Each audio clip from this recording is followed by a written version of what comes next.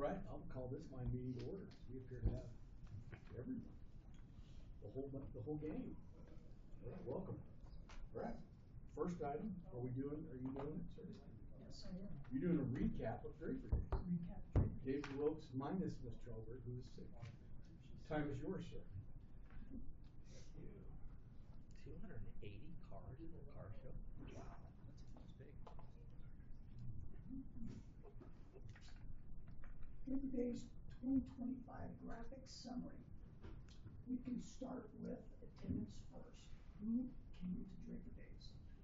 This year, for the 3 days at Draper City Park, that's Thursday, Friday, and Saturday, we had a total attendance of 43,100 people.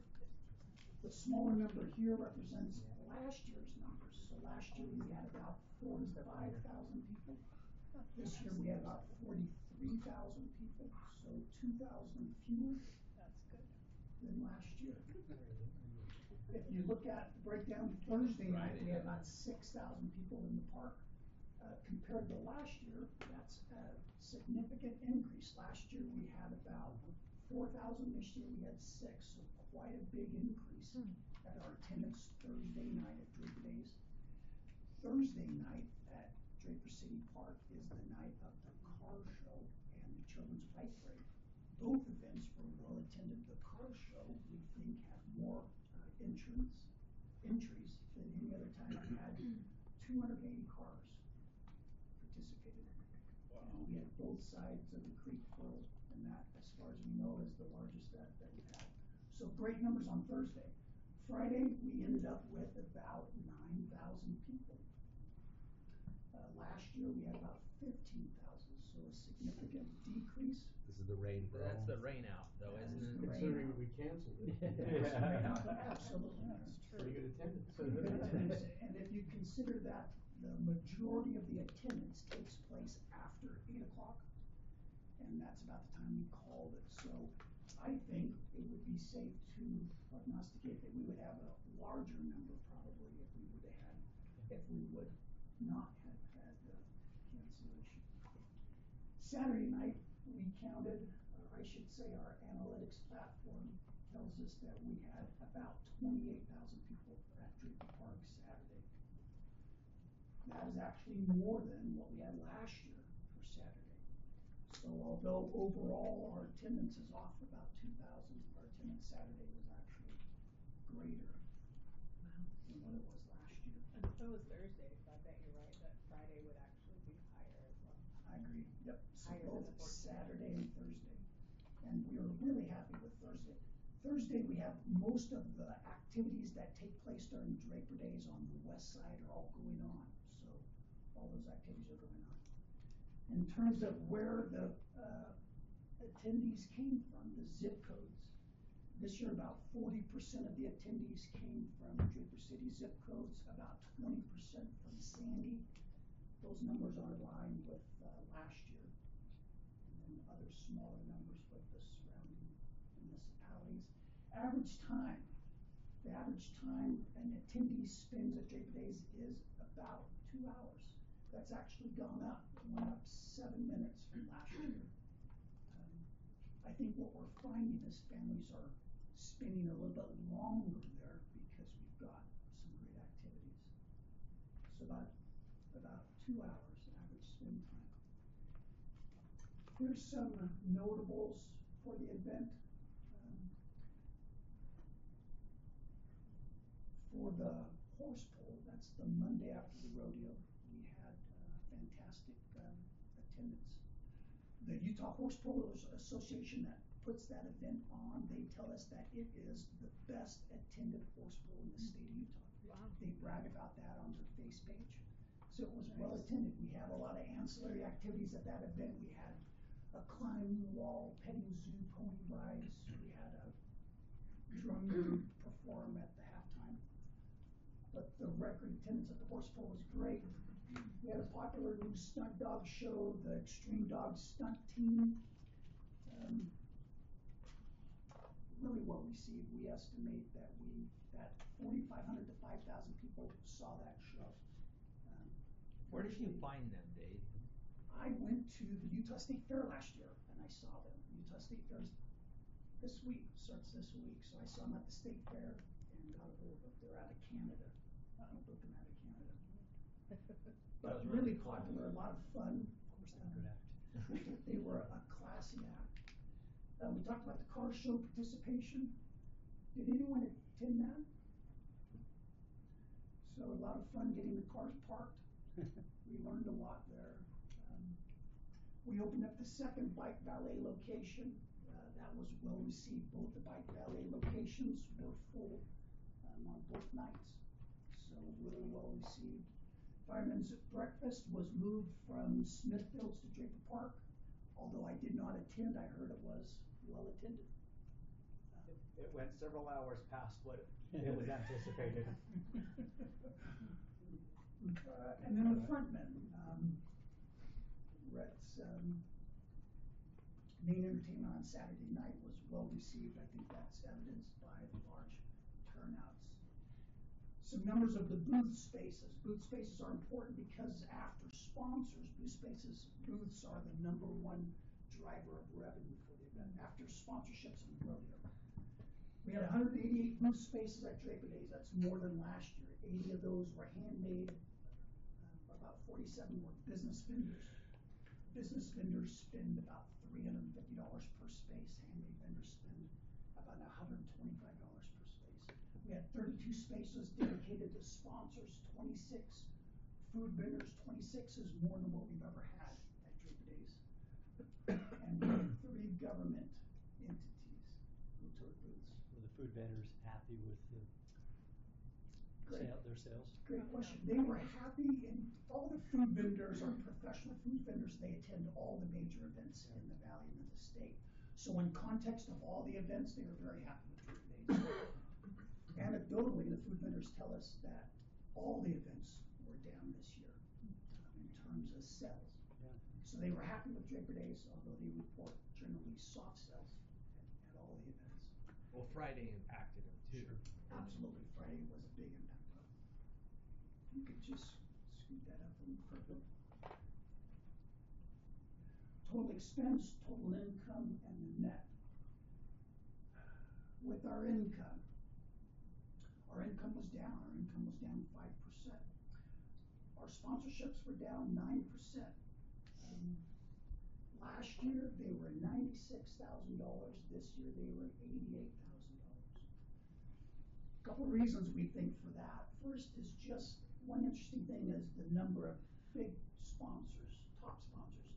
The top 5 sponsors last year gave us a combined income of $70,000.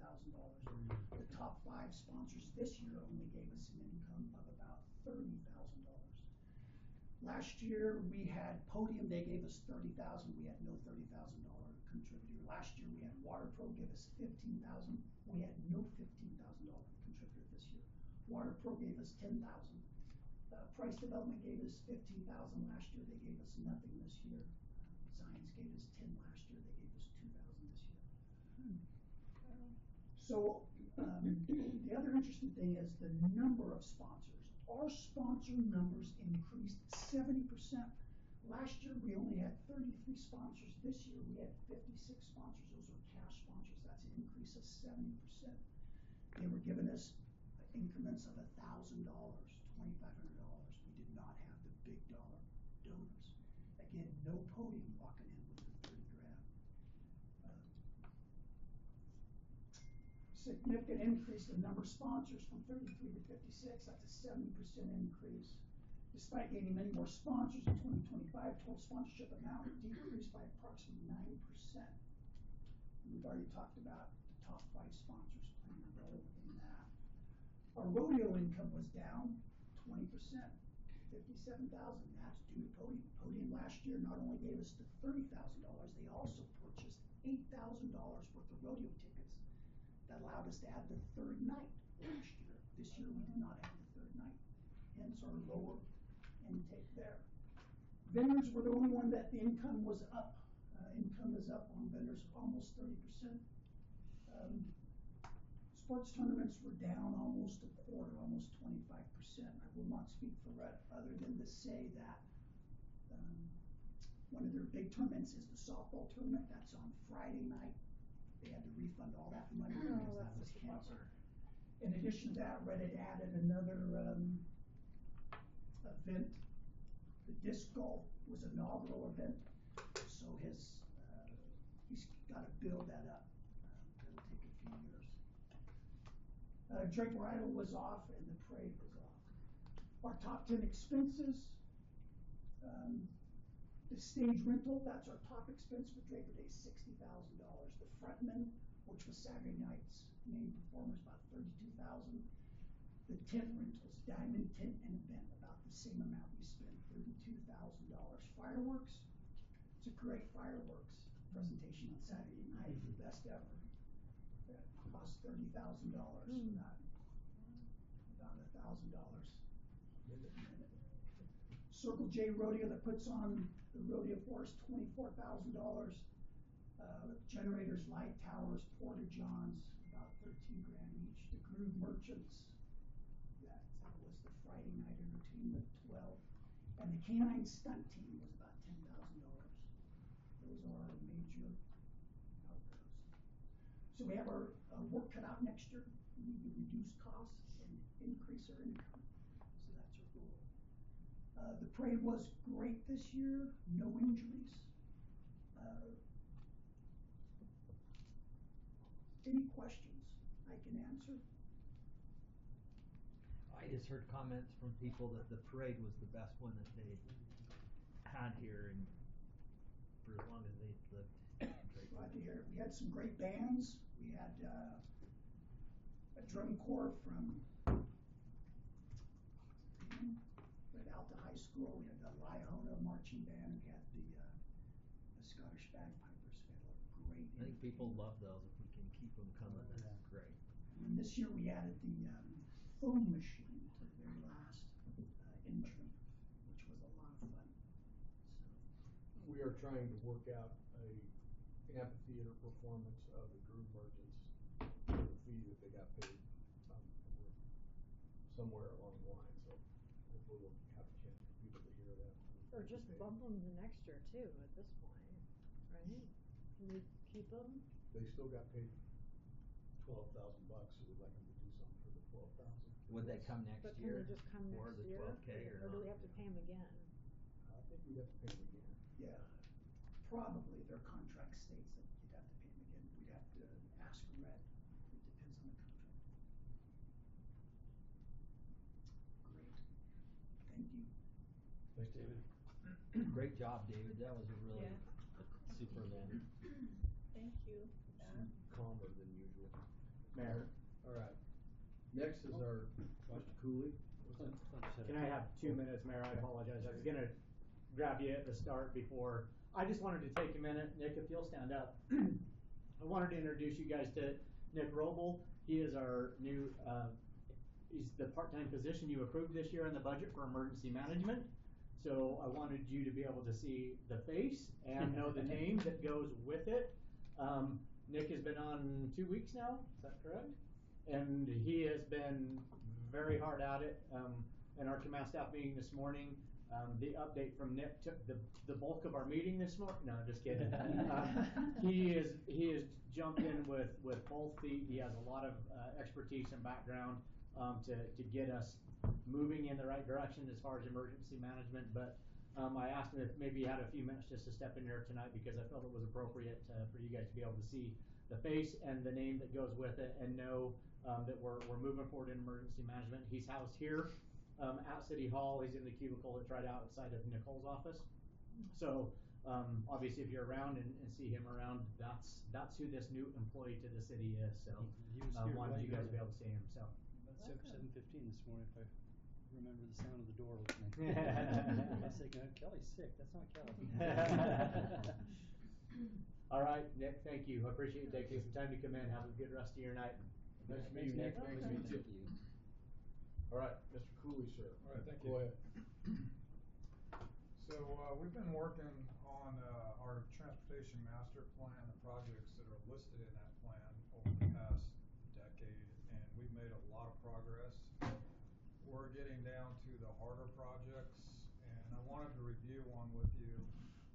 because in the past, this has not been a popular one to pursue. We kinda just need to know whether the council wants to do it, or whether we should take it off of the master transportation plan. This is 134 South. What this would provide is a valuable connection between 1300 East and 4th Street. Right now, it is blocked here. The city actually owns the right of way, but there's no improvements there that connects, the east side of There's the a little road. dirt trail. There is a little path. Goes right through. So, and I've talked to, there's also some drainage issues on 134 South that we would like to fix, by putting a storm drain line in there. So anyway, that's just something to think about. This is where the connection ends. This is the east side, and this is the west side. So there is a dirt trail that connects the two.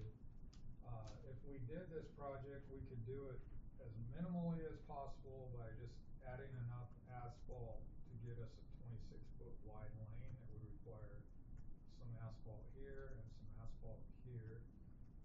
We could add some drainage improvements. Do we own that stuff up there towards? Yeah, so the right-of-way lines are roughly right here on the north side and here on the south side. Oh, wow. So it jogs, I can't, That is a job. right here, I think it comes out to here, so. That orange thing's a shipping container, by the way, Mm. in case you're wondering. One of the many. So I know, in the past, we brought this up, and there hasn't been an appetite to do it. We can keep it on the master transportation plan, we can take it off of the next one, or we can start working towards doing this project. What's the cost? I have no idea. I mean, it just depends on how aggressive we get with it. We could do, curb and gutter improvements. We have curb and gutter on a lot of this portion here and on some of this over here. But there's a lot that we could do. If we want minimally, it wouldn't be a huge cost if we, and storm drain would pay for all of the storm drain costs out of our stormwater impact fee, so, we could do it fairly cheap. Would we have to acquire any more property? We don't know, not So for the we're good. minimal project. What are the drainage issues? There's no storm drain, so it's Okay. just Is it floods. flooding Yeah, it just runoff, into uncontrolled these runoff. houses? I don't think any of the houses but their property Okay. is flooded. Like when we had the 500-year storm, did we have any flooding here? That's a I don't good recall. question. There's, I think, just about everywhere flooded, it's my recollection. So, So we, I just need to get a feel for, is there an appetite for it? Do you want more information to make a decision, or is there really not an appetite? I'm okay either way. I know police and fire would love to have a connection. I support a connection, I support connectivity. I One would like to connection. do it minimally invasive Okay. if possible, but I think we benefit from having more connectivity throughout the city, especially for police and fire. Are you a connector? Yeah, I mean, I remember when this was purchased by the city. Where'd Mike go? He left, I don't know. Well, that's four. He disconnected. Connect. By my You're a math, that is connector? You a Okay. connector? majority. This will be a Sorry. hot button for It those will be hot, residents. I'm just telling you, this is gonna be really hot. It'll be heat. It'll be heat. It will, but nothing that we do is not heated. So, we always jump into the fire, every project. But we Always can't making complain friends. about traffic and not open up other Right, connections. there's a price to pay for all of this, you know. Well, the drainage is a big issue The too drainage that I is a wasn't huge aware issue. of. So to be clear, the four of you want to pursue the connection with the storm drain repair, Mhm. not necessarily the curb and gutter, but the storm drain. And they put some tanks. Well, in I there. think why would we not? I think you almost need the curb and gutter with the storm We could drain, do curb and don't you? gutter on one side, we could do it on both sides, yeah, it would, for For the the storm storm drain, drain, it would be very makes sense helpful. not It's just to. the cost, right? Cost But of we the- have money for it, right? Yes. Stormwater fund pay for curb and gutter. The storm, that's a stretch, but it is Well, part of the drainage system. Part of the system. I think it's a fair, Yeah, even we've done fair it. stretch. Yeah. So, is there curb and gutter elsewhere on 134? guess. There is. Few Okay. spots. Yeah, there are areas And when where. people are traveling west and they come to this dirt path, do they use these guys' driveways to? Yeah, there's a, Turn right around here, or- it's like a one-way, right here, it Yeah. chucks down, there's nothing right here. So. There's a shipping container over there. Want to point that out. Oh, really? Been there a long It's a time. good color though. Inconspicuous. Yep. Alright, so, do you want us to consider more than just the minimal improvements, or just the minimal improvements? As far as that. I don't think that's gonna change the outcry. No. Maybe you do the minimal and just get your toe in the water and then. We can do the storm drain We can, without the curb and gutter. it won't really do much, without the curb and gutter, so we have a little bit on the east end that would be of benefit.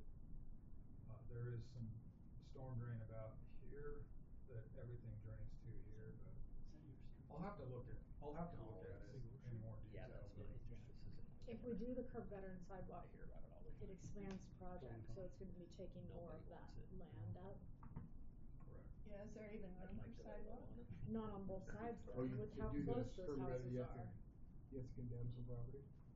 I don't think we'd condemn, but we would have to purchase, I mean, hopefully we wouldn't have to condemn, maybe we would. But you know, this all happened, Marcia, you were on the planning commission, when the property owner on the west portion of that, he did a land swap with the city so that he To could stop build it. on another lot, and that land swap is what opened up 134 with the intent to connect. Yeah, but before that, there was the intent. Not Never connect. But that'll open up Mm. response time for all of our public safety. Do we know if kids use that to walk to and from, Oh, I'm like, the sure. high The school? mayor uses it almost every day to Yeah. ride through. Every Do single police day and fire, almost. you wanna say anything about it? Do you have any? Well, I've always been frustrated with the connection east-west, so another road, like, for instance, right, recently when you had 138th closed, that was a pain. Yeah. And if you forget, you get going that way, you forget, it's nice to have another option. And opening up by the school, that helped a ton, I think. Oh, yeah. 130, That was major. 132. So, And the connectivity, obviously, for response has already been mentioned, but inevitably, when you get something on a lane like this, inevitably you get bad information that sends you to the wrong side and it costs significant time in response. So minimal. So I guess the question is, can you fix the flooding issues without, no, Probably so it not. needs to have curb gutter and Yeah. sidewalk to address the flooding. Correct. So with the minimal section, we'd just be talking about connectivity. To really address the flooding I'd do the whole issues, thing. we'd have to do Right, a curb it's like gutter. 134, Yeah, if you're gonna, I mean, 132. if we're gonna go to the expense, Pull let's off the do it Band-Aid. right. Everybody complained about 132, now they love it. Yeah. It's got curb Now- gutter, sidewalk. And we have all money over set it. aside. No, it's not, we do not have money for this. We'll get started on it. I It thought won't you be did, a- I thought you said for the storm drain. Oh, we have money that we can draw from for the stormwater, yes. But that won't fix it You just without wanna curb keep it on gutter the and plan sidewalk. as a full improvement. Yes, and start working on it. Start working on, we'll get it surveyed so that we can get a cost. Right now, we really don't have a cost. Prices are going down a little bit, which is very good. Well, I think at the very least, we should look at I'm shocked just that doing the anything's coming minimal for out. connectivity. Okay. My So we'll- concern is opening up the street and having kids walk on it and not have a sidewalk. Well, they will. So that would be my concern. I do the sidewalk. So we'll get the whole thing surveyed and we'll get some layouts and then we'll see what it looks like, what the impact will be. I really can't tell you till we get it, And more maybe you could information fix from that just on one side. Yeah, have just to do sidewalk it on one, side. on one side, just so they have that. I think there is sidewalk, isn't there, on the west portion? There's sidewalk over here. If you go further, yeah. There's a curb right there. Yeah. On Allen's property. Yeah, there's I curb think there's a gutter, sidewalk on the other side. and there's sidewalk, I believe, over here. And is there sidewalk anywhere on the other It's, side? No. there's nothing. It's fairly encroached on. There's one area that's pretty encroached in the city right away, so. project. Almost as fun as Fourth Street. When are we doing It's this? coming up. Connecting. How do you feel 134. about connecting? We all had to weigh in during your absence here. Do it. Just after November 2nd. What do you say? Do it after November 2nd. Oh, yeah. One of the next- It'll be a long time out. It won't be next year, possibly the year after, so. Connectivity is important. 2027. Connectivity is really important, if only for emergency response time. Okay. I have, council manager report, item 2. We're at that. Alright, that's there, why don't you go ahead with that? Okay. We have been working over the past 12 years or so on our engineering standards, and it's been a very long and arduous task. We have just about got them ready to bring before you. I'm trying to figure out how to do that because it's extensive, and I don't think it's gonna be very entertaining for me to stand up before you in this city council meeting to go over this. So what I'm thinking of doing is preparing a Maybe do package. Halloween, wear a costume. I've thought of some entertaining ways, but none of it seems very good. I'm thinking of just preparing a packet that you can review, and then if you have any questions, you can just ask the questions, but engineering is not typically a highlight of anyone's day to talk about. Bryn may be an exception. Sell yourself short. I think what we do is very interesting, by the way, but not I hope so. everyone shares that enthusiasm. You've got me in the palm of your hand right now, Yep. Scott. Alright, so I'm Give just the gonna ass. show you one. About 3 years ago, you may remember at the legislature, there were developers trying to get, the cities to reduce their city cross sections for roads. All in the name of the housing crisis. Yes, I might add. every time. So I had some discussions with David. I don't recall if we ever brought this before you and discussed it. We may have, I don't remember, but we talked about reducing our local road cross section. For one, we actually need to increase the asphalt width by a foot in order for our roads to be compliant with the fire code. Amazingly, we're a little bit short. But so Still a housing crisis. it's there, yeah. So we would increase the actual asphalt from 25 feet to 26 feet, and we are talking about decreasing the park strip from 10 feet to 6 feet. Now, we don't have to do this. This is a matter of, at the same time, back in the day when we were discussing it, well, we're still in a drought situation, so a lot of people are not wanting large grass park strips that they have to water and maintain. So this would reduce that park strip obligation and maintenance burden on homeowners that buy new homes on these streets. I'll add to that, street trees, you have to have at least 5 feet of width, so 6 feet would allow street trees to continue. It would not be wide enough for grass. Get the right So our trees. code would not allow people to put grass there. Yes. But 10 feet is, correct? So Yeah, 10 if it's feet 10 is. feet, they could have grass. Yes, 6 but feet, with they 6 could they not. would not be able to. Wow. We don't That's really want it. surprising, you can have a So- tree but not grass. So like where we've had the tree issue up on Timony Road and stuff, that park strip's like 6 feet, It's isn't it? 5. Is it 5 Yeah. feet?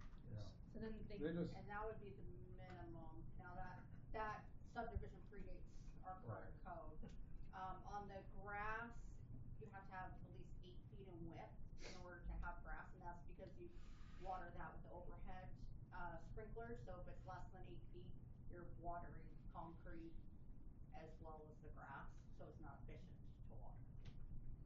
But then you have 6 feet of rock. Which really is where, They could put other plants. Yeah.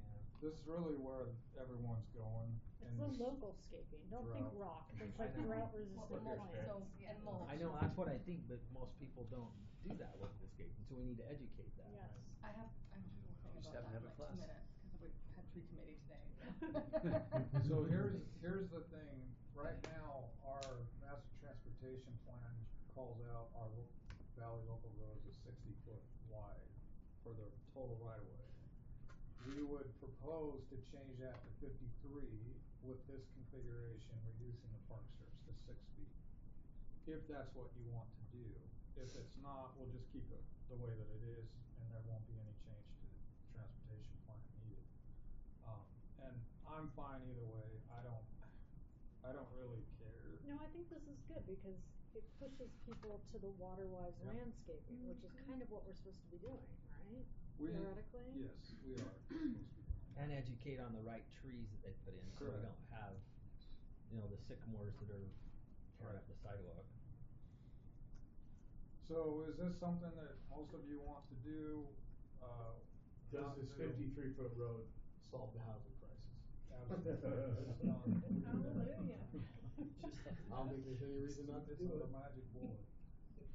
So the Save a roadway foot is on up each to that. side, In that's reality, it's extra not gonna land. do anything for the housing crisis, so. What? Scott. The developer should have. Sorry. Like I said, I just create problems, so. Well, you've just given them 7 more feet Yeah. Make That- more development. bigger houses on smaller lots to solve the housing And crisis. they'll take that off. So I'm just warming up. Cost, I'm sure.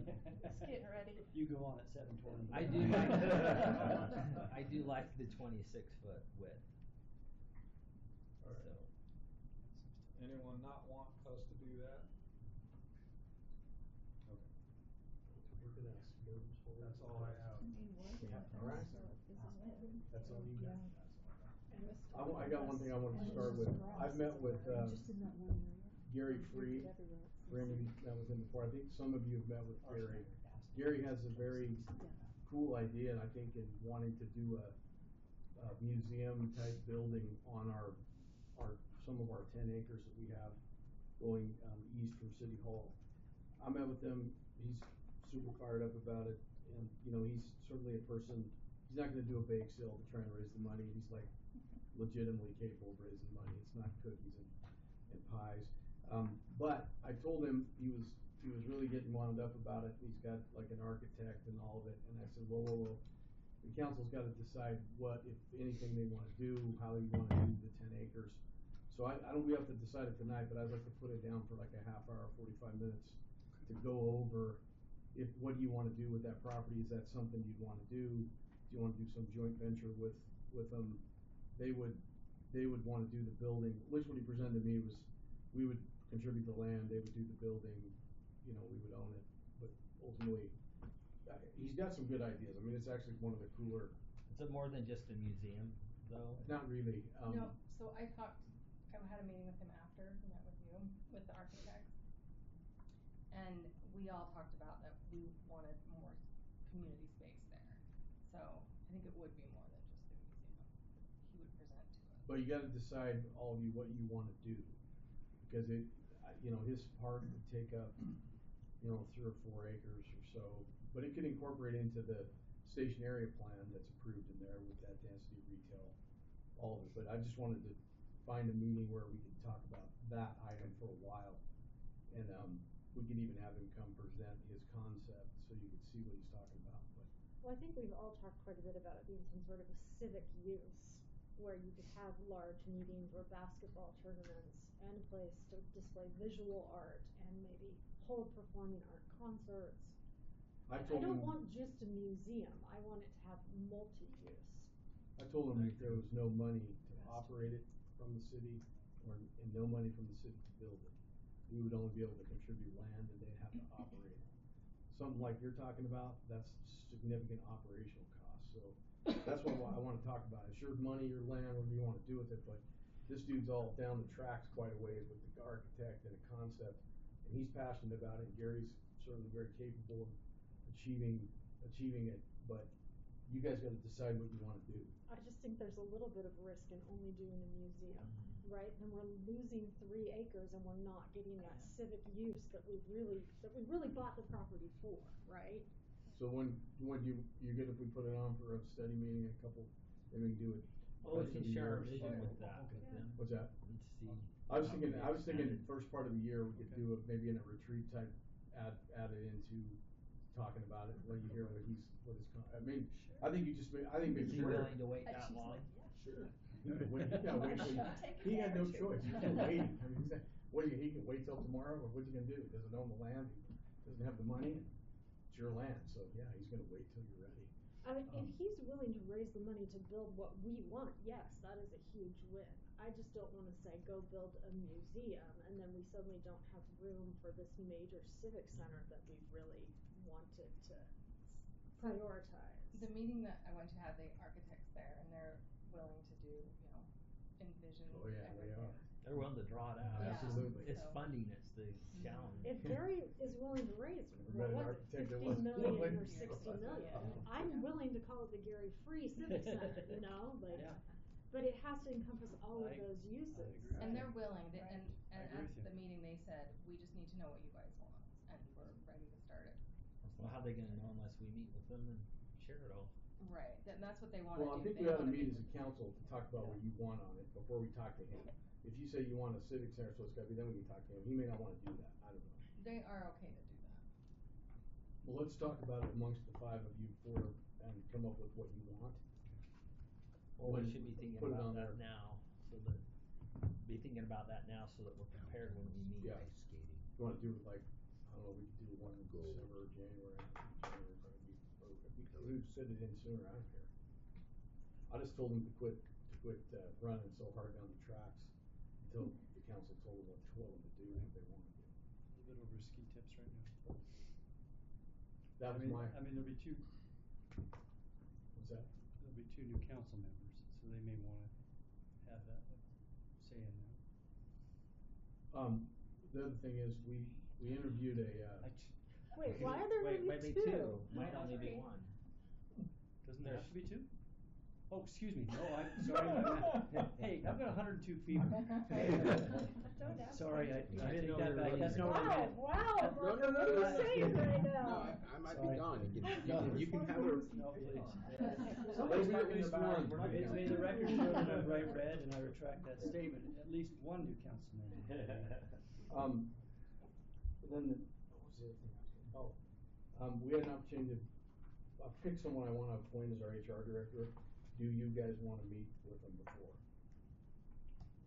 And if you do, I'd like to set it up as soon as possible. I don't. I support you, what you decide.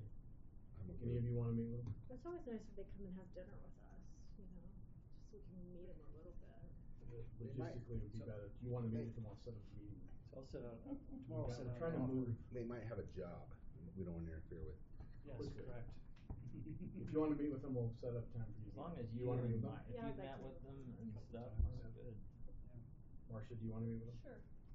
Brandon? Sure. Those three wanna meet. Okay. Okay, that was all I had. You should meet with them. I'll meet, if you set up, you're gonna have to You do have another concerns meeting, around so. this. Yeah, I was Meet. gonna say, we need at least Could two be at meetings. least two. I'll do it. Yeah.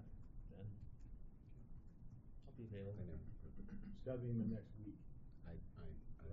Like, I leave on Thursday. yes, Yeah, next week. cause it'll be, if, assuming we can strike a deal, we'll be on, And I wanna make 2 an weeks. offer, and get them locked down. I don't yeah, wanna go the wait. offer will go tomorrow. There's not a lot of time, so I thought we'll put together. Okay, just going back to, I wanna go back to Draper Days for 1 second. Yeah. The one thing that I still have as a priority is having the majority of the attendees be from Draper. I'm glad we Yeah. had 40% of the attendees from Draper. I'd really like to see that over 50%. I think that should be a top 3 priority. How do we do that? I mean, I get what you're saying, what I'm trying to figure out, how do we increase Draper attendance versus think if it- Sandy or Riverton? Draper involvement, like, get people to Impressed we've participate. had three. Volunteers? Does Yeah, that I help, think you we've been or- doing a good job of highlighting local bands and having local kids perform, and I think the number is going up. I just want that to continue to be a focus of Draper Days. We're spending all of this money, it's Draper taxpayer dollars. We want Draper No, taxpayers I at agree. Draper Day. I don't disagree, I'm just asking like, what do you think are the things we can do to help? I don't wanna advertise it outside of Draper, I think we've done a We better job didn't. with that. And we haven't, Yep. We've started. Once we Yep. stop that. I think I think Sandy's always gonna be aware of it at least, you Yeah. know. maybe we so- do a priority lay your picnic blanket down and we push that out to Draper residents. You can priority seating for Draper residents. I don't know how you would safeguard it, but at least you could say, Seating. I don't know. I'm just throwing out No, I ideas get what here. you're, yeah, I'm not. It's hard, yeah. It's hard, but I just think it should be in the back of our minds as we move forward. I'm actually glad to see it's as high as it was, cause sometimes I had my impression it was even lower than that. 40% is better than it's Yeah, it been, is. but I'd like it to be even more than that. Cause, you know, it's our celebration. Right, and maybe that's getting more involvement from the schools and more if you get the kids here, the parents come, right? Mhm. I know it's summer, but 60% when you add our nearest neighbor, it's pretty much our two cities, mostly building. Yeah, and I think Sandy's gonna come, I mean, it's right here. Maybe volunteers, along with the programming, you bring them to the park. I think the events we have, like not having all of the fair type rides helps keep it more local too. Yes. Well, I know there was BYU students, not from Utah, who came to it because they had heard so many great things about it. So I think there's a reputation. I think you've got this group of like young adults, teenagers, and they go from, you know, event to event to event to event. So I think if that's spreading, then I think you're gonna get, you know, they're just going all Well, over the if city. we wouldn't have canceled Friday night, the It would've- attendance would have been Yeah, I record was gonna say, breaking. it would've been No record. advertising outside of the city, still record breaking attendance. I do think having the local Rock U and those groups, the local performing arts groups doing their shows on the children's stage, I think that's bringing in a lot of those Draper families. Yeah. If that's how you do it. We just need to keep And promoting the doing Draper that. Idol to be a part of Yeah. And performing. that 180, when you really look at it, is what we've always been spending roughly. Even when there was supposed to be more, you know, sponsorship, we were always contributing at least that, plus time from fire, public safety, public works. So I think we've held the line on pretty good on the cost. I actually really appreciate the fact that we have more donors, more Yeah, small it's number huge. donors, and more local donors, you know, then they're personally invested, they're gonna Yeah. come. We could charge more for booths if we wanted to raise more money. You could do some of that, but. But we're not losing money too, I mean, that's the thing, is this is just to provide an event for. I kinda like that one night fireworks show that was on steroids. but- People loved I mean, maybe we could fireworks just show. go to one night could. fireworks, not two. I would be okay with that. That It was steroid really level awesome. show is pretty That's- awesome. That's So in how it order to was. do what you wanna do, you have to change this from a public good to a toll good.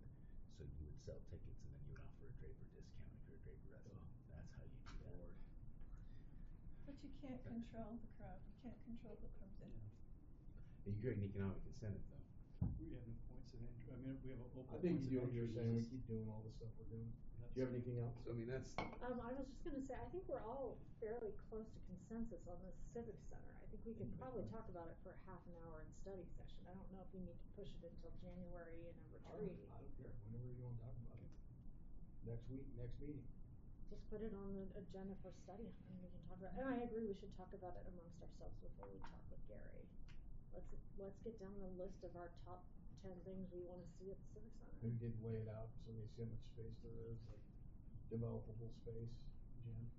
Like how much the 10 acres could, you know, with all the roads and whatever you're gonna need, so And, that you know. and parking needs Parking for would be different fine. And we've uses. drawn that Yeah, but how long before. would it take you to lay I've that seen out? maps of that We before can as look part at of the some stationary numbers. plan. Yeah, And it's part of the. right, like I don't think this is Stickers out in the on it. blue, Can you like kinda we've already rate- kind can of you do that narrowed it by down the a next little meeting, bit. or do you want more time? I think you wanna jump on it while the iron's hot too, Yeah, while let's do Gary's motivated. Jen's saying and she could have 2 meetings, she could get it laid out for you and put it on. a That'd be folder. awesome. yeah, 2 Thanks, meetings. Jen. So, for Okay. first of October, October. Half hour of, do you wanna put that? right, anybody else have anything? We have 15 minutes before. Just got one thing, unless that council member has anything. I heard that Joe Wright was throwing rocks down on our open space from the trail. Oh, Joel, I didn't see you there.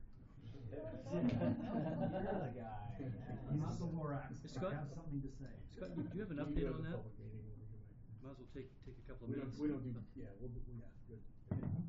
I knew why you were here. Yeah, so we did talk to the contractor and, they said that they did not intentionally do it. It's just what they said. We said, well, you can't do that anymore, and we're Period. gonna have to figure out if you're gonna have to remove the rocks that unintentionally or intentionally rolled down the hill, or, and we don't have another or, but we just said that we're in consideration of that, but until they figure something out, which they said they're gonna install a berm, an earthen berm up top that will prevent that from happening accidentally anymore. So we're still working on it.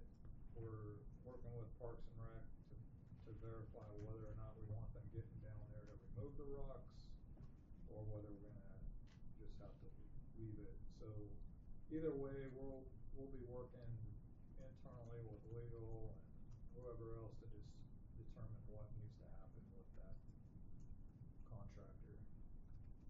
Alright. So, Anybody else, go ahead. yeah, so earlier today, Linda and I were having a discussion regarding how we deliver the bi-monthly newsletter to residents. Cost apparently is $55,000 for printing and postage for 6 issues. Linda and I were talking about options of electronic delivery, with, I guess with the caveat knowing that there are gonna be members of the community where, you know, who want a piece of paper, you know, a paper newsletter in their hands. So I guess we're just maybe looking for ideas. Linda, if you've got anything to add to that? Yeah, I was thinking to gauge public interest, maybe in the next couple of issues we could put a little ad that says, you know, we're considering going strictly digital on the Draper Forward newsletter. If you feel, you know, strongly about keeping a print issue coming, you know, respond to this, yes or no, and have a link and a QR code so people can respond that way. And also possibly doing like a limited print of a few hundred copies to still distribute to the senior center, the library, and City Hall, as we've been doing, so that we have a place to point people if they really want to get that. We could also consider, I have not talked to the county, but programs like Meals on Wheels, trying to reach homebound people. We might be able to partner with them to send copies, you know, along with their routes to people who are homebound. But it's just such a big expense, and it keeps creeping up every year, that it would be interesting for us to know how many people are actually, you know, only seeing it in their mailbox and not through Notify Draper and the other channels that we distribute it on. I think we should probably do that study first, then we can come back with that information to. It would be nice if there were a way for people to opt into a paper copy. Yeah. Because I think there is a portion of our residency that Yeah. really do rely on the mail copies. And would they be Yeah. willing to pay like $4 a year or $5 a year for the paper copy? That Well, sounds it's probably crazy, such a but small number of residents. Is it I the just hate to postage? miss them. I think Yeah. there's a It's about sadness the in those same. residents They're both not about hearing. 4,500 Right, I agree. People like that So- thing. Yeah, sometimes you just wanna sit down with that. People Some like people, that you know, thing. even when you're campaigning, there's some people that meet you at the door with your flyers, you know? could you, I'm sorry to interrupt you. No, you're good. Could we send it out electronically and measure the open rate? I mean, still do the printed and mail it, because it's not gonna cost us anything to send it out. And you can at least see what the open rate is on how many people are actually opening that email and looking at it. We don't currently have a platform that measures open rate, so we would have to subscribe to something There would else, probably be something that like would, Constant Contact. yeah, but I don't think it'd be that expensive to subscribe to that, at least if you're doing a campaign on that. Yeah, I guess it would depend on the number. We talked about subscription, just trying to keep up with that list, and we didn't know if the post office could mail to a specific list every time. It would have to continually be updated as people come and go and subscribe. It'll cost more to do it that way. Yeah, that's what I'm thinking too. Should we shrink the size of the? Probably won't change the price though. Does that change the We price? talked about that, we just don't know if it would have the same value if it was just like a one-pager newsletter. Is it really worth the cost to do that, I Cheapens don't it. know. Cheaper paper. I think the It's quality of great, it's yeah, I was nice gonna say, though. It's a great newsletter. Yeah. It's a quality. When You did can only you do get it those 5 issues? times. 6 issues a year. Is there a way to reduce it to 4? Quarterly? We could, it Do it gets tricky quarterly? with timeliness, Yeah. even at 6 Yeah. issues a year, you know. You missed stuff, old news. So we'll come back Okay. with some recommendations. There's some services out there that can measure that open rate for us though, that I don't think would be that expensive.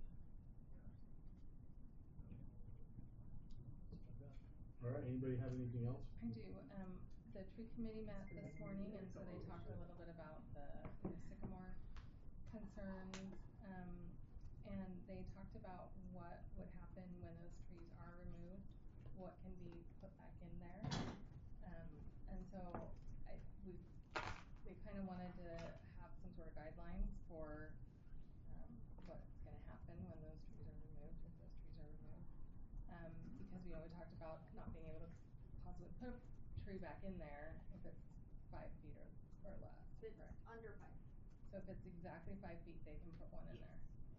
Okay. Well, wouldn't they be grandfathered in anyway to replace a tree? Once they remove the tree, they kinda lose grandfathered status. It's true, you gotta keep. But if it's 5 feet or larger park strip, they can have trees. I think the tree list from the tree commission does include shorter or smaller park strips with species. So if it's, so I think you could give the residents that list of trees appropriate for that size park strip, and then they can decide what species they want to plant. But about the ones that are removed, and they don't want trees, they keep the grass, or they have to also remove the grass? If they have grass, they can keep the grass. We'll be replacing the turf of any trees that we take out, so we'll mulch it and then we'll replace the grass, or put grass in where the tree was. Okay. And then they are updating the street tree guide to include, specs for fire prone areas. But I think that updated one is not on the website, so residents don't actually know what trees have been updated. So they're hoping that they can, once they update those, that the whole thing can be uploaded to the website.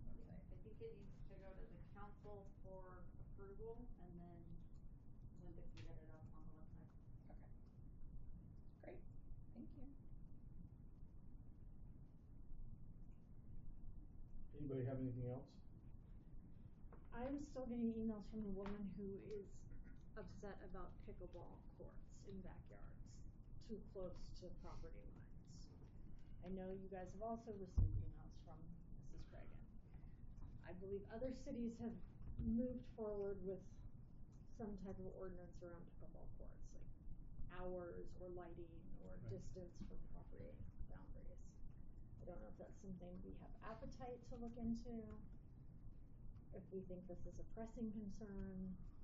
The hours and lighting seems reasonable at a minimum, doesn't Yeah, it? I think at a minimum.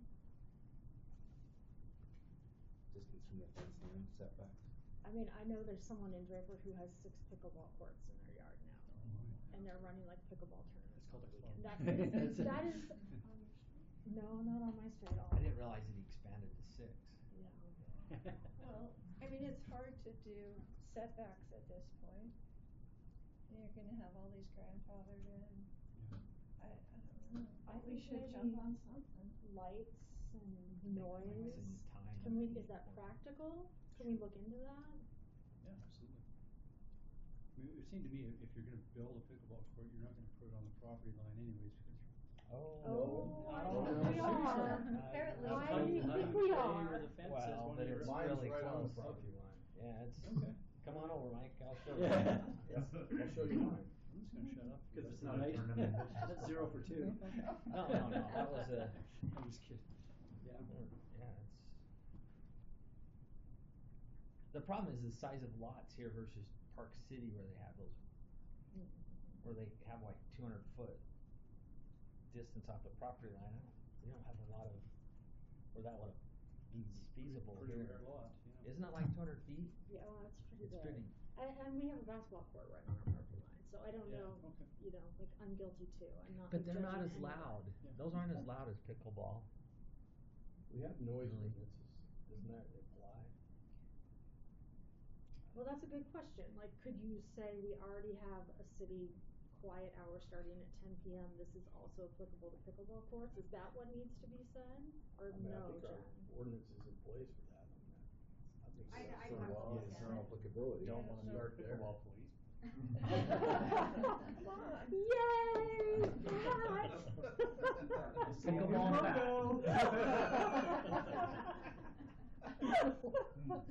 Sounds like they need to I make mean, if some the buttons. noise ordinance doesn't include that, we could include, Yeah. you know, pickleball play as part of the noise, they are Isn't there noisy. isn't there a It's portion I really remember noisy, about like, I light, do light feel for this pollution, woman, too? it is Yeah. really I thought- disrupting Yeah, her the life. code does have But something there's about lighting. Parameters. And it looks at, maximum foot candles at property line and shielding of lights. And we have gotten complaints where code enforcement has gone out and we've made people adjust their lights on their courts. I'd have to look at the noise ordinance to see what it says, I'm just not as familiar with it. Cause you got the morning as much of an issue as you do. Somebody's at gotta night, invent too. a quieter ball. Right. That's what I said, if you can have one that performs the same, it could be, I heard that there is. That would be could like. be a moneymaker. I thought that there for was. Or the paddle. Hey, we got Yeah. like 5 minutes, so if you have something more, we can bring it up later in there. Let's take a break before we go in there. Joel, do you still wanna talk? Get your questions answered. I would like to talk, thank you, Mayor.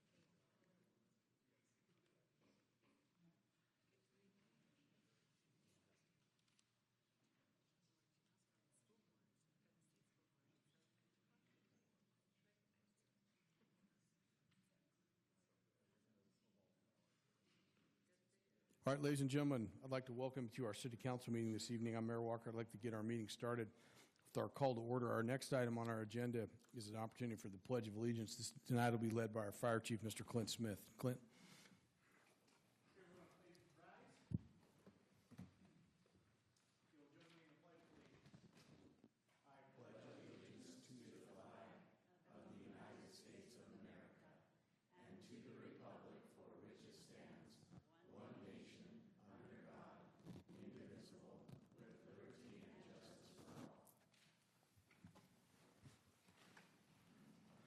All right, thank you, Chief. Item 3 is an opportunity to make general public comment. We have a couple of public hearing items set later in the meeting, items 5 through. If you're here for one of those public hearing items, we ask that you wait until that public hearing is called so we can keep our record clear. But if you'd like to make a general comment to the council on a general item in the city, this is an opportunity to do so. Is there anyone here? I have one card on a general comment. Is there anybody who'd like to make a general comment, just to get an idea? All right, I have one card, Mr. Joel Wright. Let me give you the rules. I know Joel, so I'm going to give him the rules for sure.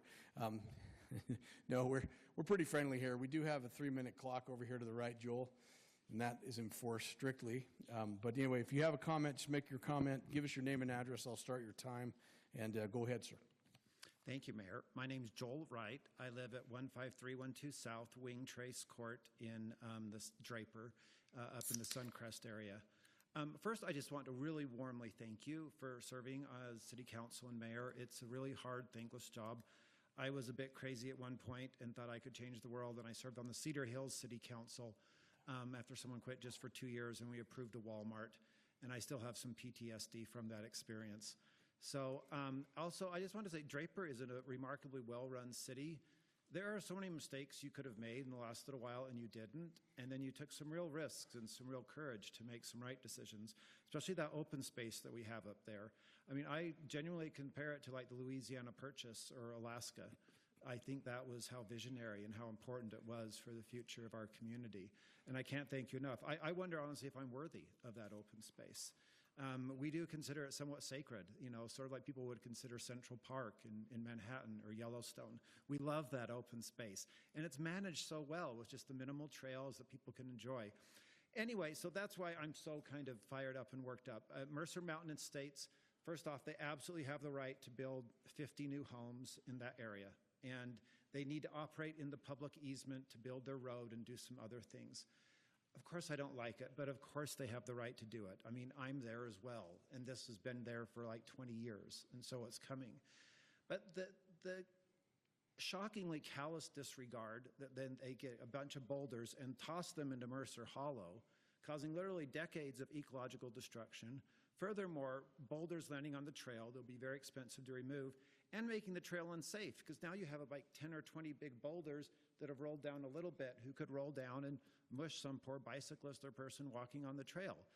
I mean, I know this might sound crazy, but it genuinely makes me happy when I look up from my house at night and I see little like lights and mountain bikers running, or, you know, I see the Lone Peak mountain biking team or Corner King and riding by.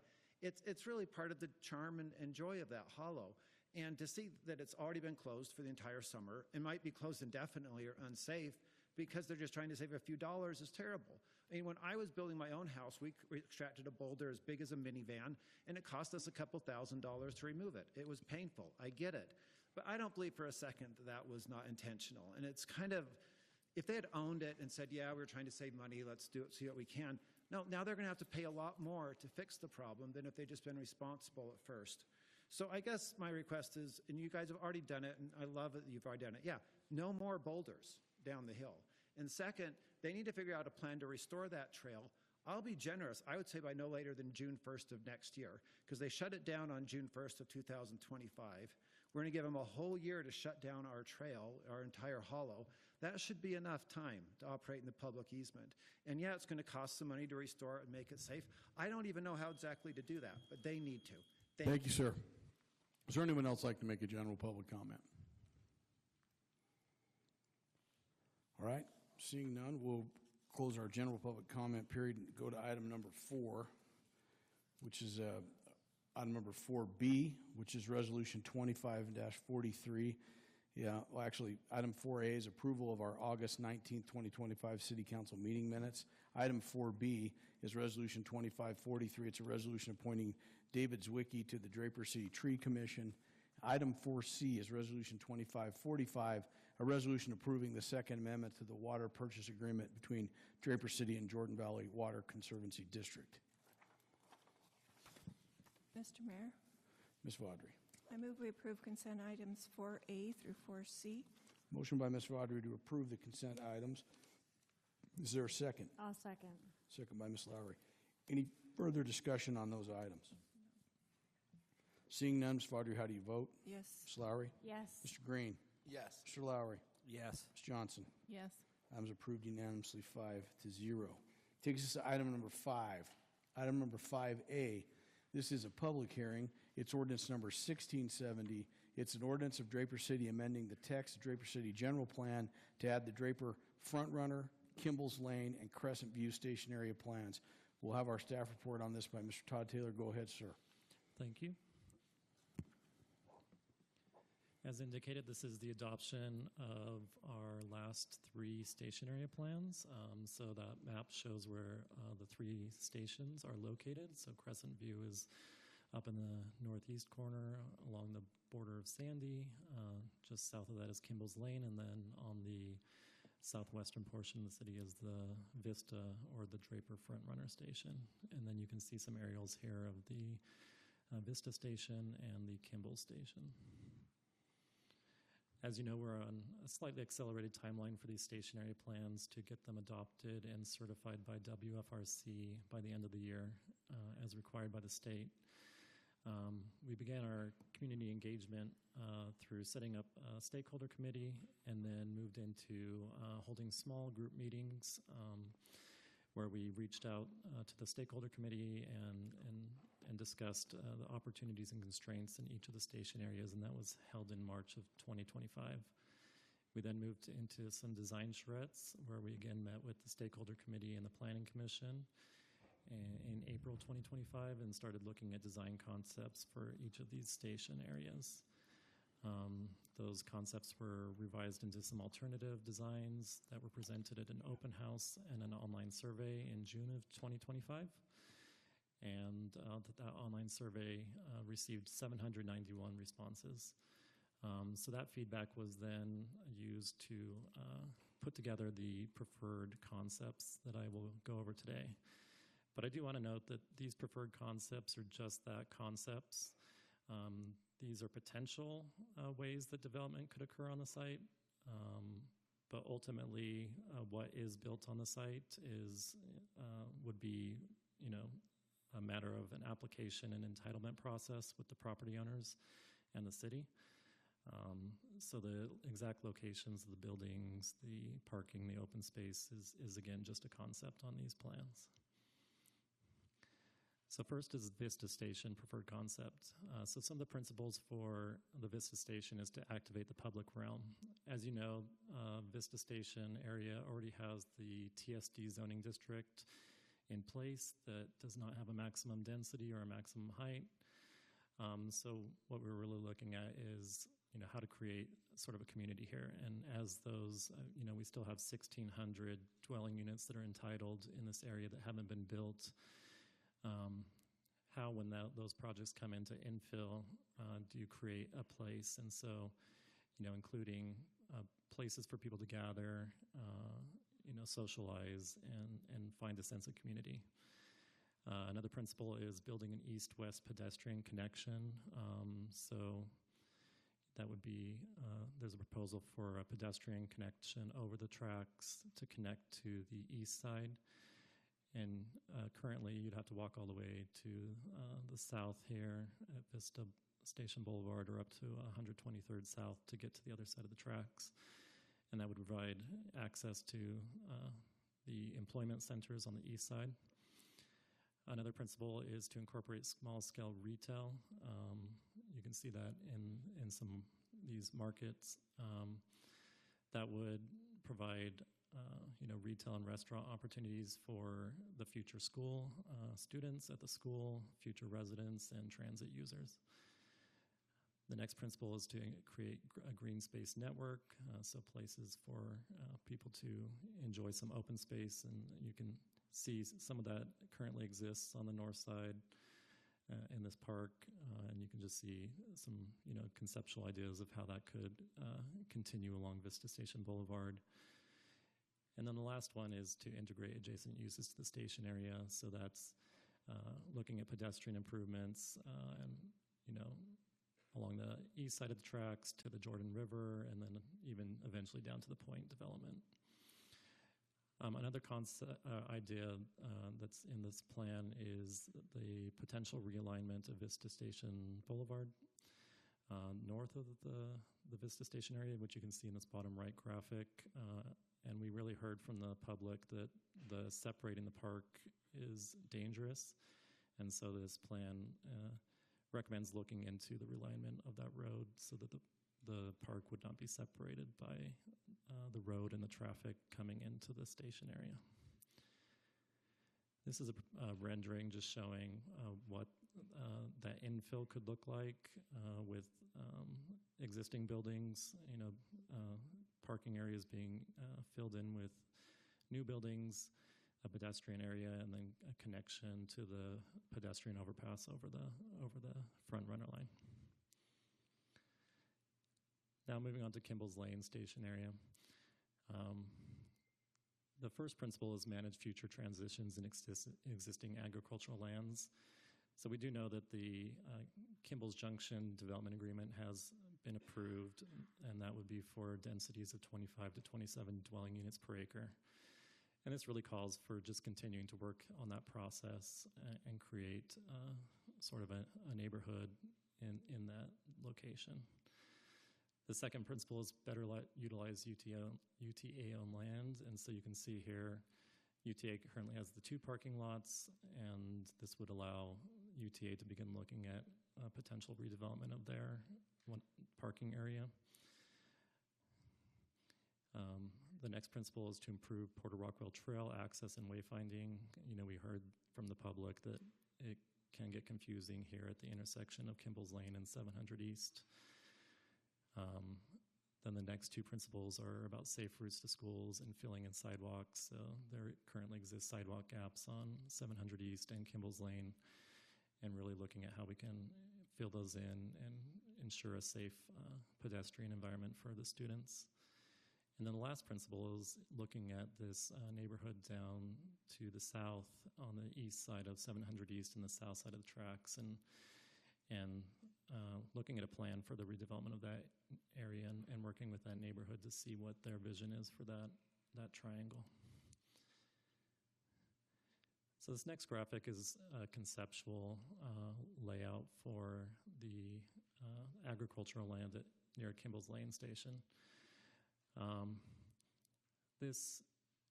We asked our consultant to look into, how the principles and what we heard from the public could be accommodated with the density that was approved by the development agreement.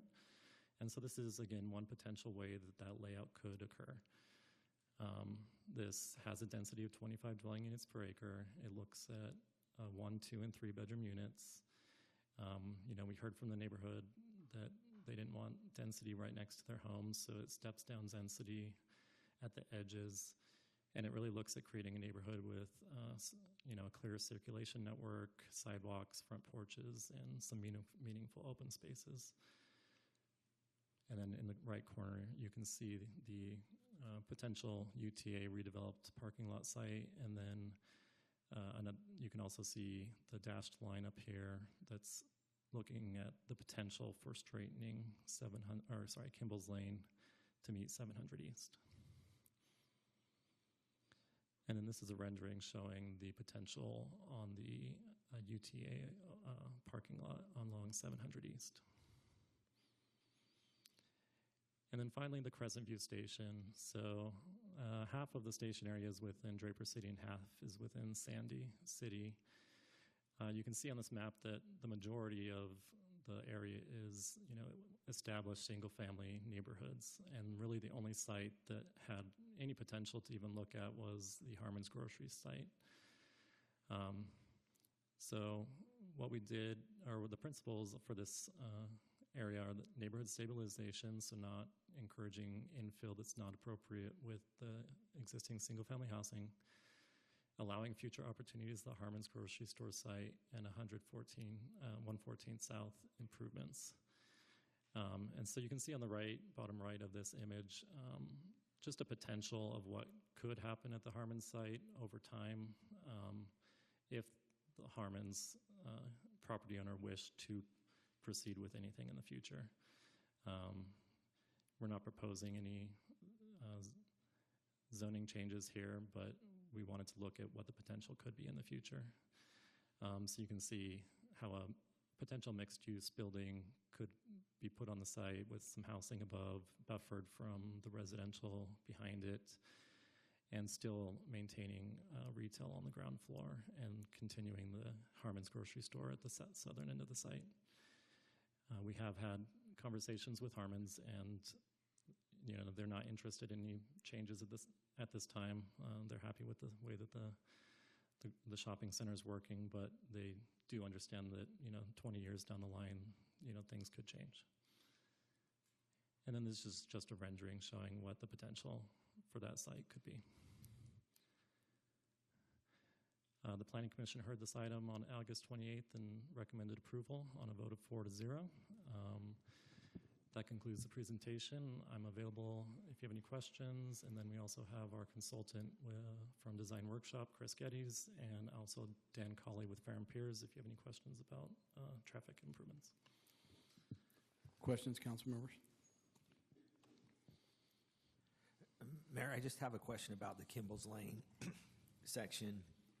We talked about that high-density development there, that those would be owner-occupied. Would that be a part of the plan, or would that just be part of the development agreement? The development agreement. Okay. But we based the plan, the density level, on that concept, which is uniquely at least half the density of any other stationary plan. Every other one's been 50 units or acre or more. Yeah, okay, thank you. We have to do this, right? This one's one of those that has to get approved or else. All three of them. Yeah, but your B&C point road was that would be with our. Right, I just want to make sure that that was not missed. I really appreciate this realignment option of Kimball's. How can we move forward with making that closer to a reality? I don't know all the steps, but I think it begins conversations with UDOT and UTA about what, if it's feasible, if closing that intersection to the south would meet the requirements of reducing the number of crossings, working with our, engineering department as well. I find this area of the roadway to be the most concerning in terms of sight lines and risk to pedestrians. I think if we could straighten that out, it would really alleviate some of those traffic concerns. That's definitely what we heard from the public as well. I think that needs to be a number one priority. Anybody else? I think it needs to be a number one priority, and based upon the concept that we've executed with ownership, which is what everybody wants, UDOT needs to, I'm going to work on that. UDOT needs to put some money into making that work. So this is what they want. This is a concern for me because we don't have a lot of choice about these stationary plans. As Mr. Green was saying, we are forced under HB 462 to approve these or suffer pretty severe consequences. I think we also need to see the state doing their part to make these more amenable and fit better within our communities. And I think that can't be said loudly or frequently enough. I think it needs to be something that gets back to our legislature. Like, if you're making us do these, where are you in this game? Like, you also have to have some accountability here. Make it safe. All right, any other comments? Todd, anything else from you? All right, this is a public hearing. It's item 5A, ordinance 1670. Are there people here who would like to make comment on this item? Anyone? All right, come on up, give us your name and address. And you can let everyone know who you're with. Go ahead, Paxton, go ahead. Thank you. Paxton Guyman, General Counsel with Edge Homes here in Draper. We are now the owners of the 20 acres of agricultural land in the Kimball's area plan. And we agree with you completely that it's time to lock arms with the city and try to get the state to step up with some money. We already know that it's part of their long-term plan to expand 700 East. And I think as soon as this stationary plan is approved, we can get past this step. That's when we need to zero in. We're already in conversation with some of the senior housing officials with Governor Cox. And we're aware of some money that's already been set aside, and we want to work with the city to make that happen. 700 East, it has to be widened. It has to be widened today without our project, right? So that's an important thing for us. I think it's already been said. I just think it's important that when you approve the stationary plan, you keep in mind that we already have a written, signed, recorded development agreement. So this stationary plan should not be construed to somehow supersede or amend the development agreement. But I do applaud the efforts of Chris Geddes and his team, their firm. They've done a lot of work, these meetings and trying to come up with some consensus and identifying the issues, and that's an important part of this process. But at the end of the day, our project needs to go through now the site planning and the platting process, and we intend to do that deliberately, intentionally with the city to come up with something that works. My final comment is this. the concept plan that was shown for our property, it would necessarily have very small condominium units, and we don't design to that standard. Our condominium units are designed to 3-bedroom, 2-bathroom units, and the reason being, those are at least 1,300 square feet. The reason being, that's what leads to a more stable community where these are owner-occupied units. People can establish roots, and it doesn't lead to a high turnover rate. We do not want our project to look or feel like a high-density apartment project.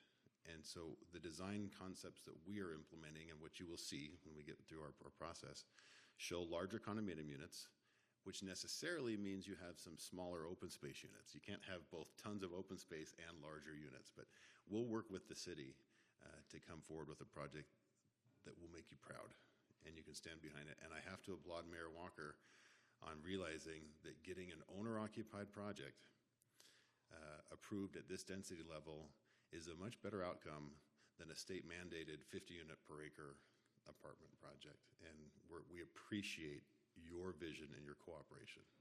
Thank you. Thank you. Is there anyone else who would like to make a general or a public comment on this item? Item 1670.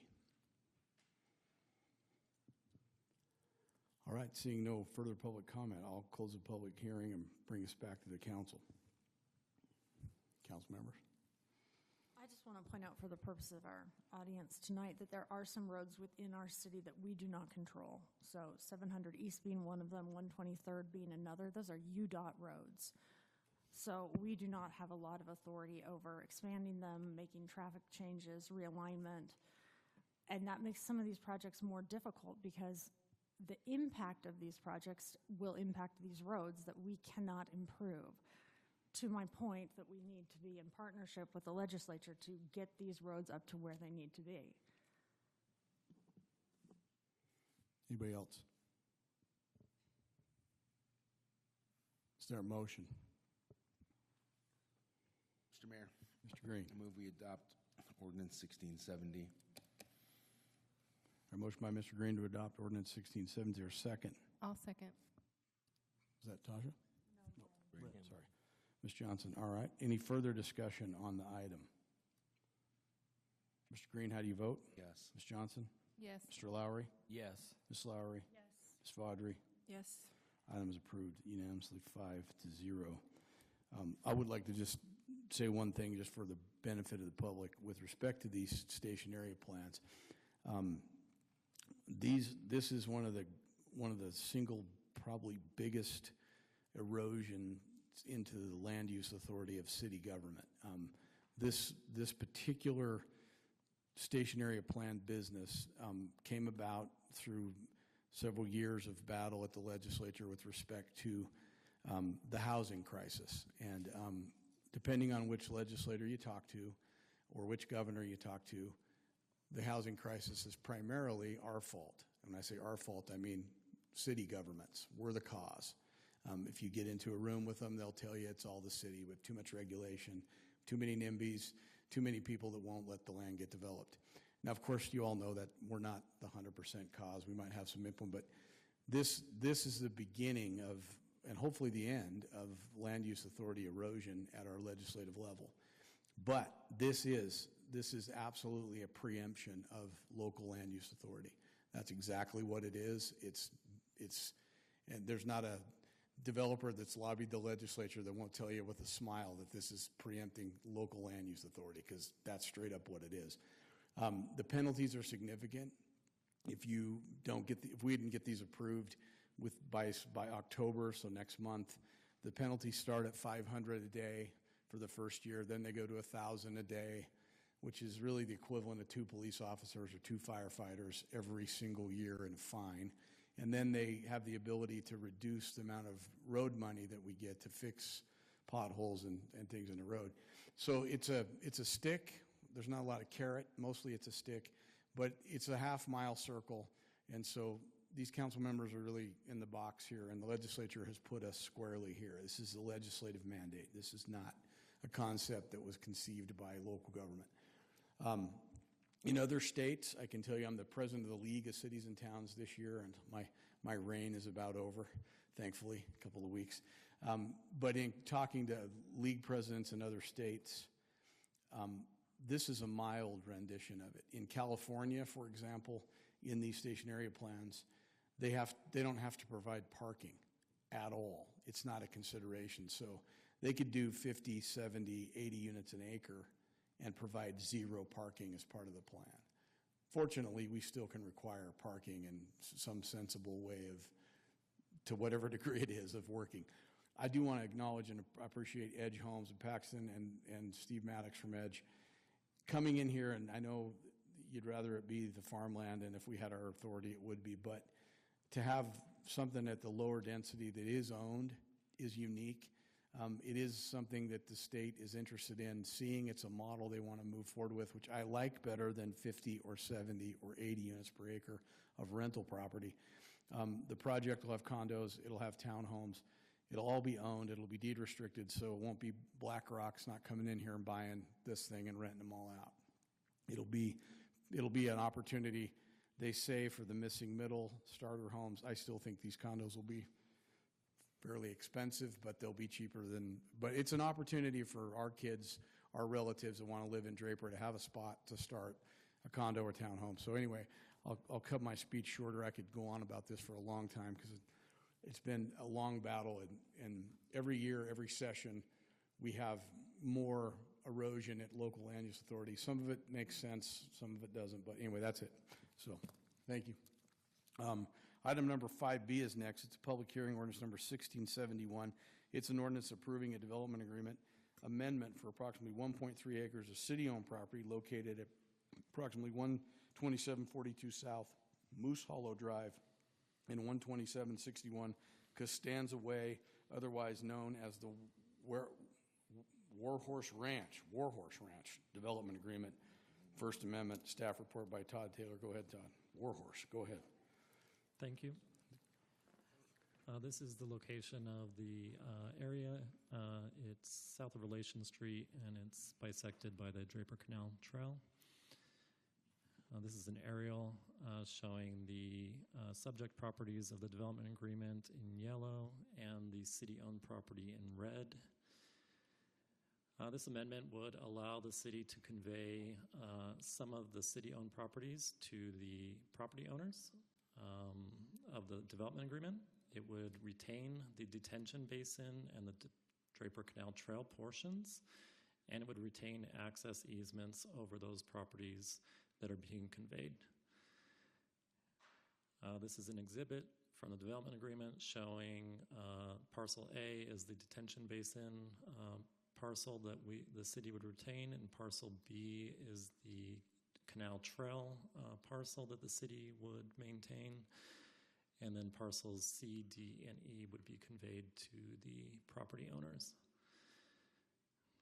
That concludes my presentation, and I'm available if you have any questions.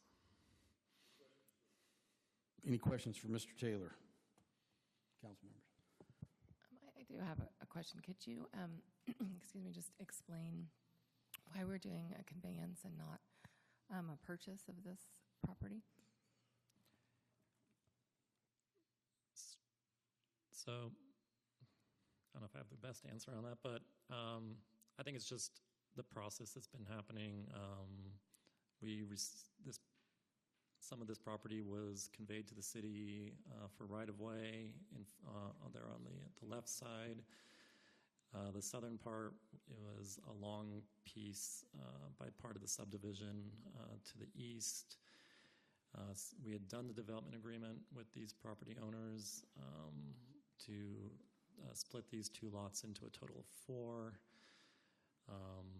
Some access issues had come up, and so as a way of resolving that, we were looking into how to do that, as well as, these are sort of city quasi right-of-ways, but not really, and the city doesn't, or it's the city staff's position that we would rather not have them anymore.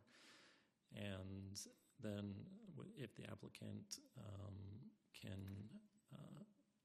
if we can convey them to the applicant, then and their development can go through, then they will be required to improve them to better condition, and that would provide better access to our detention basin. I don't know if that completely answered the question, but I think what you're saying is we don't own them we didn't acquire them in fee simple. Right. In other words, they were dedicated to us. That's correct. So typically we don't sell something if we've acquired it in that manner. That's a better answer. I was going through the thought process of how we got there, so I apologize. All right. Any other questions for Mr. Taylor? All right, this is a public hearing, ordinance 1671. Is there anyone from the public that would like to address the council on 5B? All right, seeing no public comment, I'll close the public hearing, bring us back to the council.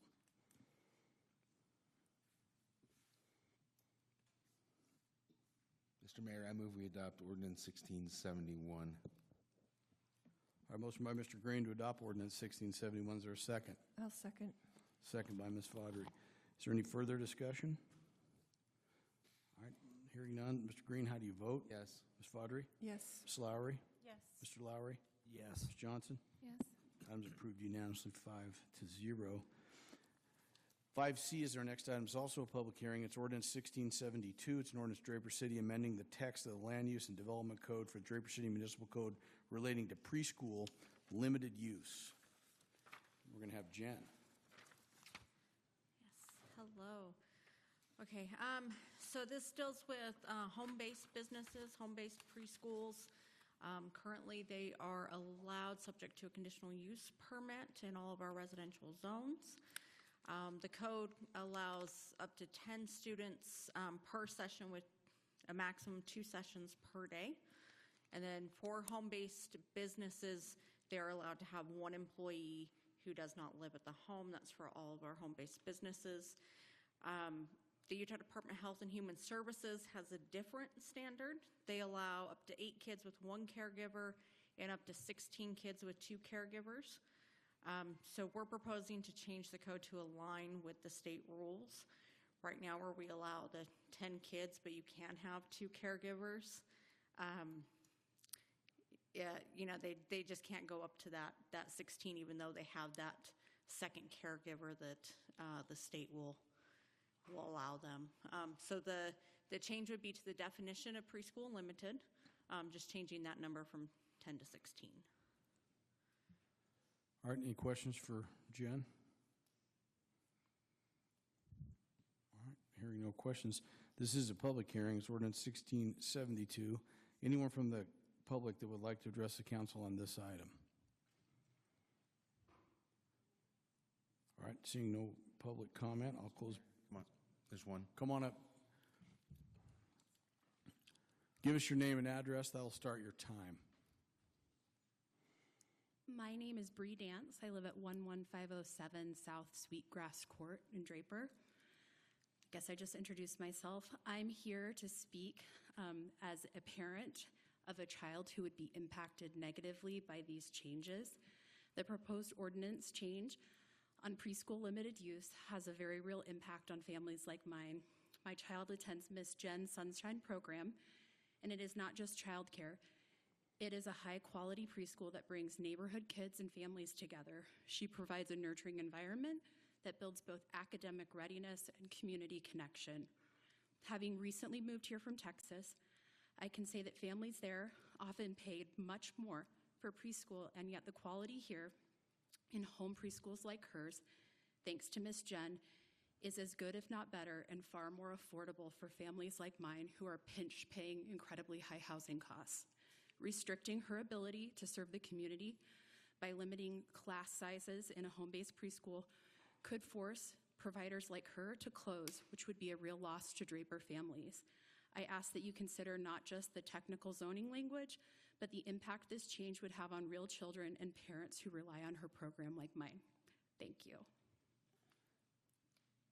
I just want to make sure I understood what you said. You're advocating for the increase in kids. Okay. All right. Yeah. Okay. All right. All right. Thank you. Is there anyone else who would like to make a public comment on this item? 1672. My name is Jennifer O'Neill, and my address is 11501 South 700 West. And I am in favor of the change. And I am one of the few in-home preschool providers in Draper. I believe there are two, Jen? Are there two licensed providers in Draper of the preschools? I think that there are two. And so there's not a lot of us here. And I also wanted to take a moment to thank our city manager and my local representative for my area for hearing about this and for meeting with me and looking at this and making taking their time to try to make a positive change, and I appreciate your time. Thank you. Thank you. Anyone else like to make a public comment?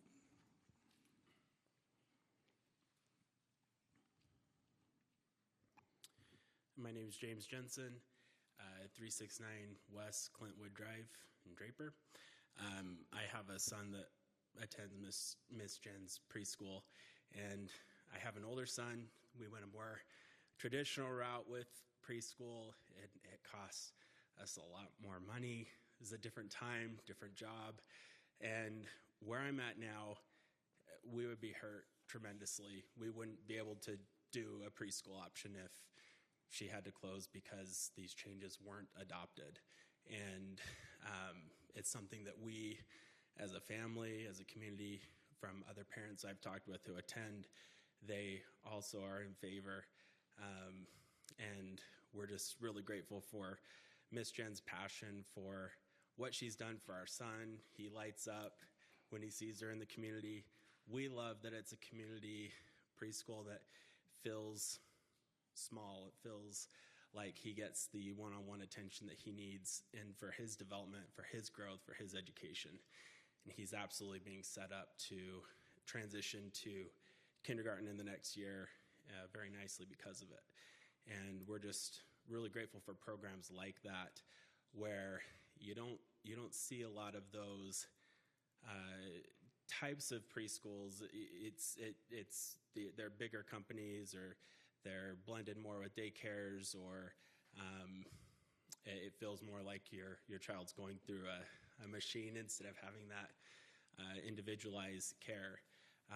When Miss Jen sees us out in the community, she knows my son's name, he knows her, and just his reaction, how he lights up. He doesn't light up for anyone. He's really shy, and just seeing that, I know that she's doing things the right way, that he's not being impacted negatively in any way because of his experience in her preschool. So I wanted to add my thoughts and share that contribution. Thank you. Thank you. Is there anyone else? All right, I see no one else. We'll close the public hearing, bring it back to the council. Mr. Mayor, I have a question to Jan on this. I'm assuming with this definition that it's automatically assumed that you follow the state guideline that if you have over 8, then you have a second teacher. Yes. That doesn't need to be defined here. Correct. So with this, when they come in, they're going to have approvals with the state that they have to go through that will prove, whether they have a second care provider, whether they can have the 8 or the 16. I think the state has spacing standards as well for, how large the preschool is. And then they do have to come through us. Our conditional use permit process for these types of uses concentrate more on parking drop-off plans, how it'll impact the neighborhood. Yeah, thank you. So I do have a question on that then, Jen. So we do have a plan or restrictions for drop-off, pickup, the queuing of the cars. So yeah, with the conditional use permit process, we ask them to lay out their drop-off pickup plan. So depending on each individual conditional use permit, it may be different depending on the roads, their driveway, that kind of thing, but we do ask for a plan. We do evaluate that. So if there wasn't a way to mitigate that, would that control how many children were allowed to be in a particular school, or does this just apply to everyone? It could, yeah. So Planning Commission, when they're looking at conditional use permits, they're looking at, are there detrimental effects and can those be mitigated? So if they determined that, with 16 kids, the drop-off, pickup, the traffic couldn't be mitigated, they could reduce the number.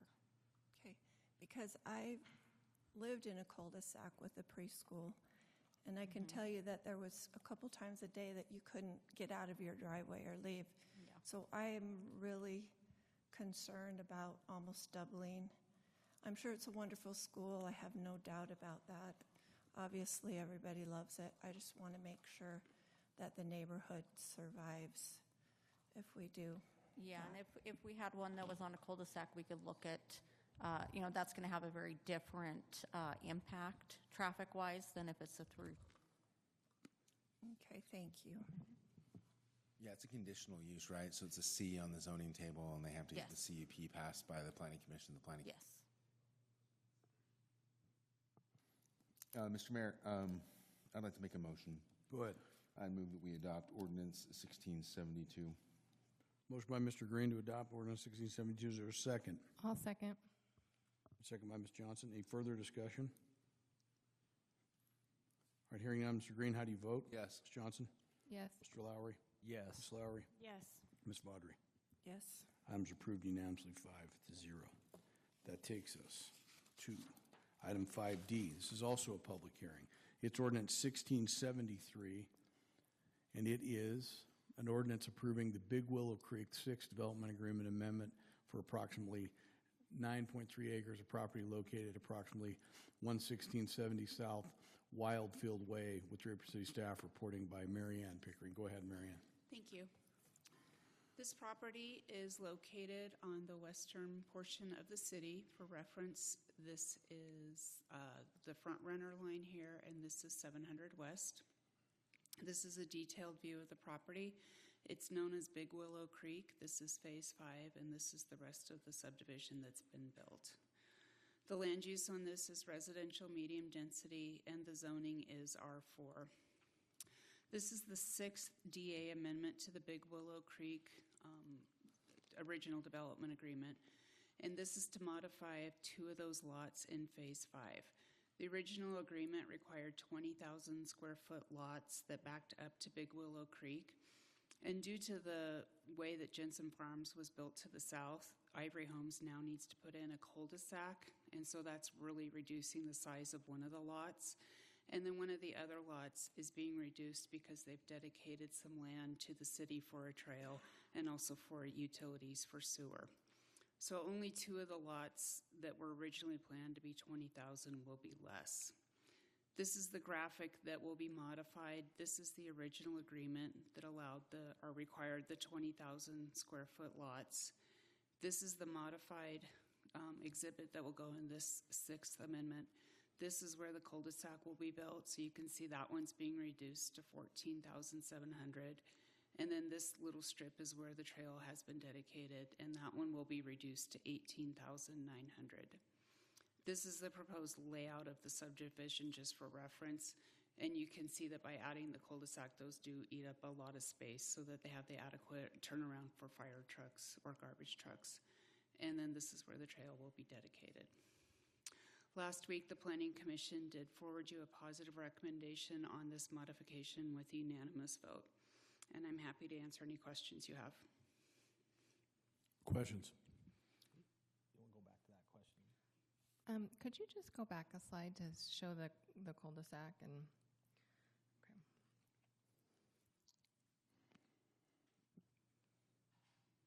So is lot 513 in that other area that's zoned at the 13,000?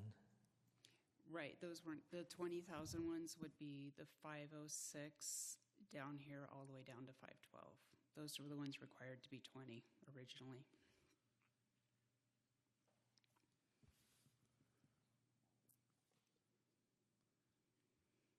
Okay, thank you. Any other questions? All right, this is a public hearing, ordinance 1673. Is there anyone from the public that would like to address the council on ordinance 1673? All right, I see no one looking to make public comment. Close the public hearing, bring it back to the council. Mr. Mayor, Go ahead. I move we adopt ordinance number 1673. Motion by Ms. Vaudrey to adopt ordinance 1673. Is there a second? I'll second. Second by Mr. Lowry. Any further discussion? All right, hearing none, Ms. Vaudrey, how do you vote? Yes. Mr. Lowry? Yes. Ms. Johnson? Yes. Mr. Green? Yes. Ms. Lowry? Yes. Item's approved unanimously, 5-0.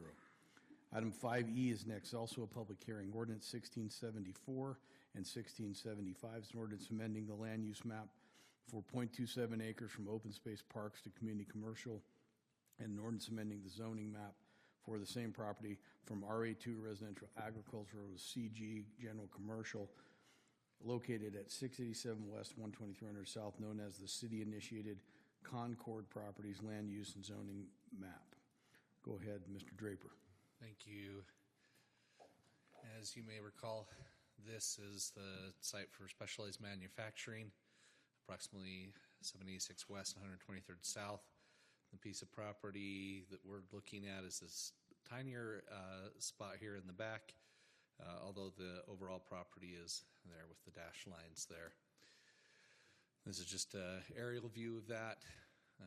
As you know, this is the piece that was sold to Concord Properties, was not really being utilized as part of the park, but it still retained the open space land use designation and the RE2 zoning. So the two ordinances here tonight are to change that to the same community commercial land use designation as the rest of the property, and that CG general commercial zoning. Just a picture from the street view, if you will, and that piece of property is kind of located here to the back. And at the Planning Commission meeting, they made a unanimous positive recommendation on both of those ordinances. And with that, are there any other questions I can help answer? Questions? All right, thank you, Thanks. Stas. This public hearing, ordinance 1675. Is there anyone from the public who would like to address the council on this item? All right, seeing no one wishing to make public comment, I'll close the public comment period, bring it back to the council. Mr. Mayor, Mr. Lowry. I make a motion that we approve ordinance 1674 and 1675. Motion by Mr. Lowry is to approve 1674 and 1675. Is there a second? I'll second. Bren. All right, Ms. Johnson. Any further discussion? I think it's just good that we clean this up. This probably should have been addressed when we sold the property. Okay, anyone else? All right. Mr. Lowry, how do you vote? Yes. Ms. Johnson? Yes. Mr. Green? Yes. Ms. Lowry? Yes. Ms. Vaudrey? Yes. Items approved unanimously, 5-0. All right, that takes us to item 6. It's an action item. Approve a resolution 2544. It's a resolution of Draper City Council granting a quitclaim deed, releasing interest in a portion of the Draper Canal alignment on 1393 East Pioneer Road. Brian Maxwell, go ahead, sir. Great. Historically, Draper's been served by 3 canals. This is the Draper Canal in the green line. It no longer carries irrigation water. Draper Irrigation Company was the one that operated it. In 2001, they transferred their interest in the canal and all of the real estate, including easements, to the city. That's when the city took over the Draper Canal alignment. In other parts of the city, we use it as trails and storm drainage facilities. Metropolitan Water District of Salt Lake and Sandy uses a significant portion of it for an aqueduct. Now this is Harmony Hills. It's located just east of 13th East on the north side of the road. This site plan was originally approved in 2016. As you can see, the canal goes right through the middle of the building. At that time, we approved demolition and removal of any remnants of the canal. This canal is not used in this area for any purpose. Now this facility is looking to change ownership. The new ownership noticed that cloud on the title. They would like the city to sign a quitclaim deed releasing our interest in the canal easement. And that is what is before you today, is that quitclaim deed. Any questions? All right, thank you, Brian. there a motion? Mr. Mayor, I make a motion that we approve Resolution 25-44. All right, there's a motion by Ms. Johnson to approve Resolution 2544. Is there a second? I'll second. Second by Ms. Vaudry. Any further discussion on the motion? All right, hearing none, Ms. Johnson, how do you vote? Yes. Ms. Vaudry? Yes. Mr. Lowry? Yes. Mr. Green? Yes. Ms. Lowry? Yes. Items approved unanimously, 5-0. Are there any other items of council manager issues that anyone want to bring up? Any staff have any issues to bring up? Mr. Green?